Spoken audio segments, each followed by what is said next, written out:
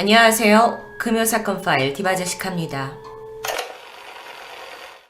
2007년 9월, 당시 40대 중반이었던 박 씨는 30대 후반의 여자친구 구 씨와 조촐한 결혼식을 올렸습니다. 사실 두 사람은 지난 9년간 동거를 해왔기 때문에 이미 사실혼 관계나 마찬가지였죠. 둘은 함께 술집을 운영하고 있었는데 아내 구 씨가 일찍이 유흥업소 생활을 했던 차라 실질적인 주점 사장이라고 볼 수 있습니다. 결혼 반년이 조금 지난 2008년 5월 7일 새벽이 돼서 영업을 마친 부부는 각자 부산에 있는 집으로 돌아가게 됩니다. 남편 박 씨는 먼저 귀가했고 아내 구 씨는 아침 6시쯤 돼서 집에 도착해 우선 밀린 집안일을 하게 되죠. 당시 남편은 먼저 잠자리에 들었다고 하고 곧이어 아내도 뒤따라 잠이 듭니다. 오전 9시 아내에게 걸려온 전화에 잠에서 깼는데 발신인은 대출업자였습니다. 잠시 통화를 했고 아내는 이내 다시 잠에 들었죠. 그리고 부부는 정오를 넘기고서야 함께 일어납니다. 남편이 외출 준비를 하면서 침대에 있는 아내에게 주점일과 관련된 대화를 나누게 됐고요. 잠시 후 오후 1시 계속 잠을 자겠다는 아내를 뒤로 한 채 남편은 집을 나섰습니다. 저녁 7시 반 볼일을 끝낸 남편이 아내와 함께 주점으로 출근하기 위해 집에 돌아왔습니다. 그런데 웬일인지 열쇠를 넣고 돌리기도 전에 현관문이 스르륵 열려버렸죠. 감이 좋지 않았습니다. 그리고 안에 들어가 보니 마치 도둑이 털고 간 것처럼 물건들이 엉망으로 어질러져 있었죠. 그런데 저쪽에서 TV 소리가 들렸습니다. 그는 소리를 따라 안방으로 걸음을 옮겼는데 제일 먼저 눈에 들어온 건 침대에 누워있는 아내의 충격적인 모습입니다. 손과 발뿐만 아니라 얼굴에까지 청테이프가 감겨져 있었는데요. 이때 너무 놀란 남편은 정신없이 3층 집을 뛰쳐나와서 곧장 해당 건물 1층에 있는 이발소로 향했고 그곳 사장님에게 사건이 벌어졌다 알린 후 함께 다시 집으로 돌아옵니다. 그날 남편 박 씨는 잔뜩 겁을 먹어서인지 내내 이발소 사장님의 뒤에 서 있었다고 해요. 패닉에 빠진 박 씨를 대신해서 이발소 사장님이 경찰에 신고를 하게 되죠. 출동한 경찰이 가장 먼저 주시한 건 침대 위, 피해자의 양손이 앞쪽으로 묶여 있었다는 겁니다. 보통 반항하는 사람을 제압하기 위해서 손을 뒤쪽으로 결박하는 게 자연스러운데 범인은 웬일인지 앞으로 묶는 걸 선택했던 거죠. 그리고 곧이어서 심상치 않은 또 다른 점도 발견됩니다. 손, 발, 얼굴에 감겨있는 청테이프가 이게 뭔가 구겨지거나 밀린 자국 없이 아주 깔끔하게 붙어져 있었어요. 시신은 강도에게 당했다고 보기에는 저항의 흔적이나 별다른 외상 없이 깨끗한 상태였습니다. 그렇다면 혹시 그녀가 자고 있을 때 무방비로 당한 건 아닐까요? 한편 피해자 아래에는 전기장판이 놓여 있었는데 이게 꽤 높은 온도로 올려져 있었죠. 당시가 봄이 막 시작된 5월에 따뜻한 날씨였기 때문에 범인이 사망 시간에 혼선을 주기 위해서 일부러 이 전기장판을 높게 틀어놓은 듯 합니다. 일단 현장을 보니 옷을 뒤진 흔적, 그리고 안방 창문에서 나온 그 외부 침입의 흔적, 게다가 방바닥에 찍혀있는 족적까지 이게 얼핏 딱 봐도 강도살인이 가장 먼저 의심되죠.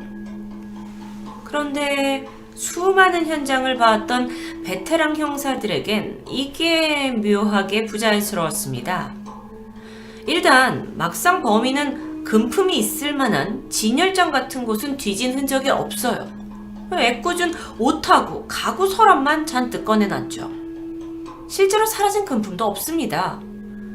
족적이 어지럽게 펼쳐져 있었는데도 이상하게 이 공간이 다른 곳에서 발견된 두 족적 사이에 연결 족적 또한 없어요.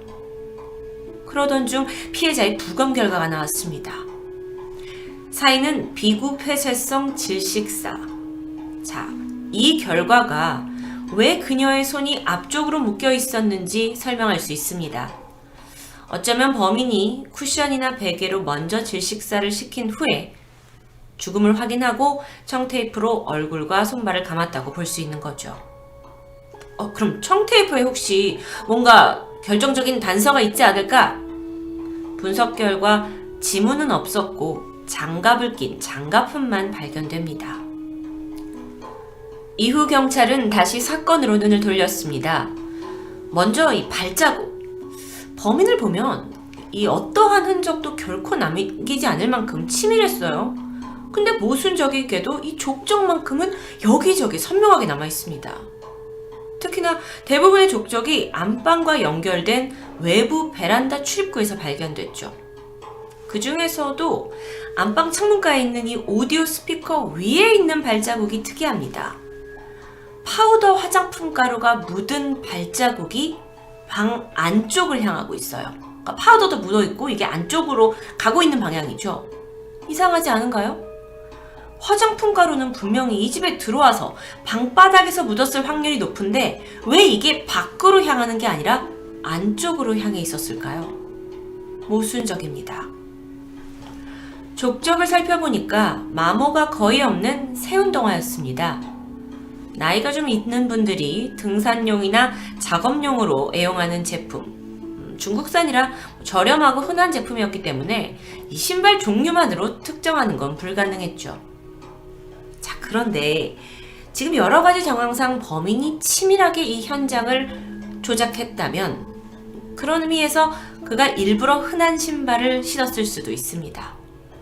또한 족적이 270mm였지만 막상 범인의 발 크기는 다를 수도 있다는 걸 생각해야겠죠. 그러고 보니까 범행 도구였던 청테이프 역시 현장에 남아 있었어요.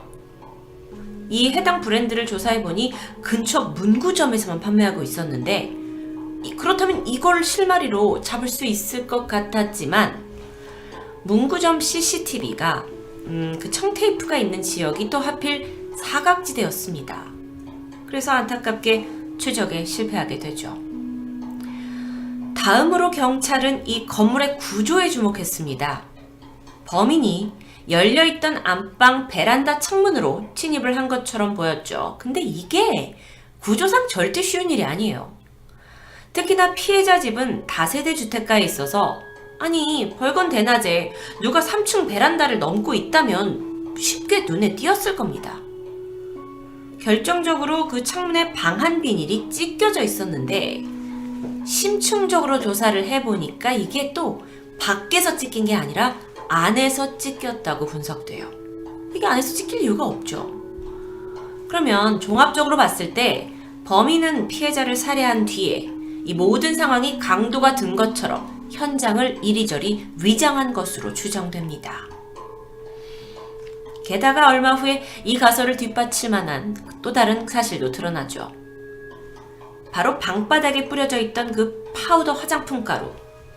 이게요, 전문가들이 실험을 해보니까 이 화장품이 아무리 실수로 바닥에 떨어진다 한들 뚜껑을 열지 않는 이상 잘 분리가 되지 않습니다.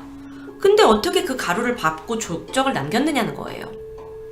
일부러 뚜껑을 열고 족적을 남겨서 혼란을 야기시켰던 거겠죠.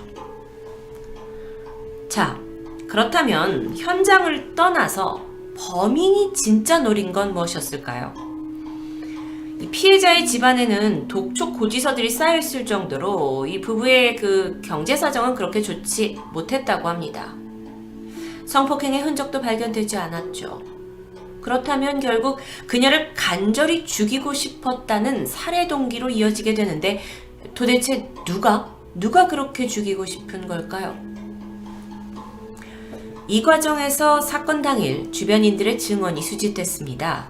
특히나 이날 오후 2시에 우연히 우편배달부가 이곳을 방문해서 벨을 누르고 문을 두드렸지만 아무런 반응이 없었다라는 것에 주목하게 되죠.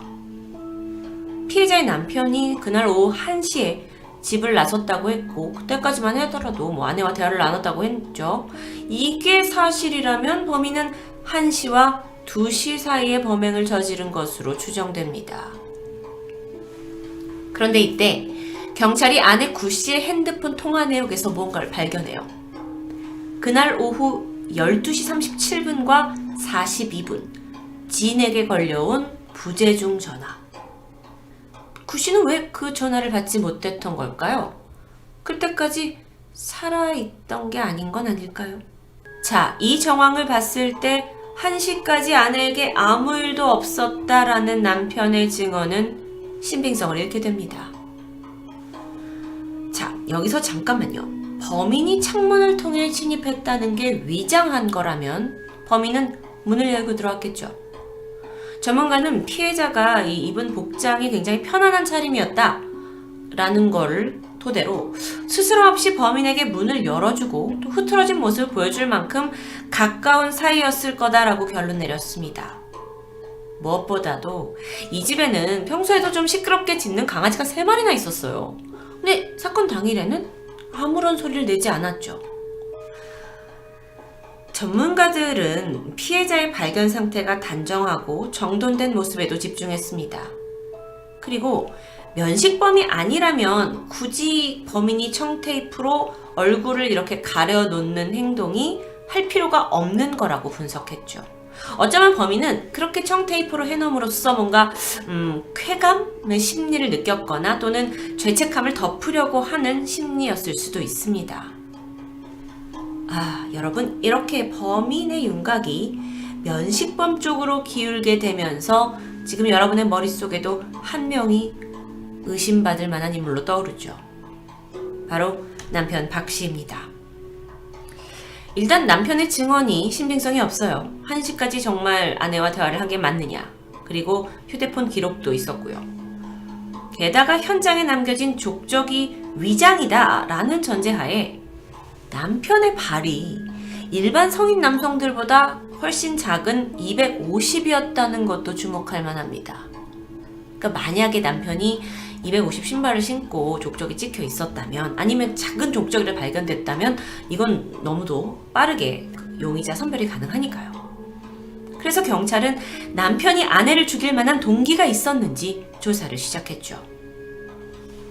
남편 박 씨가 사건 2년 전부터 아내 앞으로 들어둔 생명보험 3개가 있었습니다.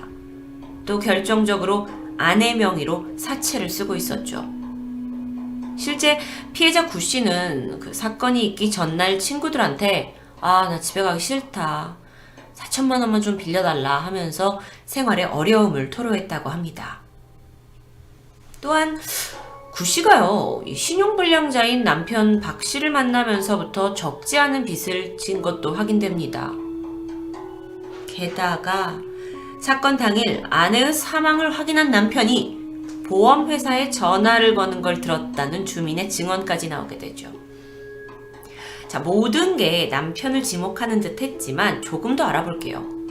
사실 이게 보험금을 노린 살인이라기엔 맹점이 있습니다. 두 사람이 결혼식을 올리긴 했지만 아직 혼인신고를 안 한 상태였기 때문이에요. 자, 그렇다면 그 피해자의 사망보험금 약 2억이 넘는 금액이었는데 이건 고스란히 남편이 아닌 그녀의 가족에게 전달되는 상황이었죠. 부부를 잘 아는 주변인에 따르면 사실 이 부부에게 유일한 돈벌이였던 유흥주점 역시 죽은 구 씨가 주도적으로 운영을 했기 때문에 남편한테는 아내가 꼭 필요한 존재였다고 말합니다. 당시 술집을 비롯해서 경제적인 모든 명의는 박 씨가 신용불량자였기 때문에 그의 이름으로 할 수가 없었어요. 그래서 아내 구 씨 앞으로 되어 있죠. 그러니까 박 씨 그리고 박 씨 가족들에 의하면 오히려 그 사람은 아내가 죽고 나서 빈털터리 신세가 된 거다라고 설명합니다. 그래도 다만 한 가지, 이 사채빚은 아내 이름으로 되어 있었어요. 그래서 아내가 사망할 경우 빚은 모두 사라지게 되죠. 여전히 살해 동기로는 유효합니다. 그런데 여러분, 여태까지 이 모든 스토리는 정황에 불과해요. 경찰은 남편 박 씨가 범인이라는 결정적인 증거를 찾을 수가 없고 또 범인이 아니라는 확신도 없는 이런 이상한 상황이 이어졌죠. 결국 그는 무혐의로 풀려나게 됩니다.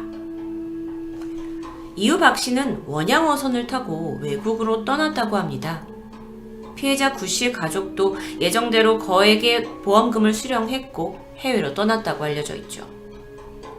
사건이 있은 지 4년 후에 남편 박 씨가 한국에 돌아오긴 했지만 경찰의 추가 조사는 이뤄지지 않았습니다.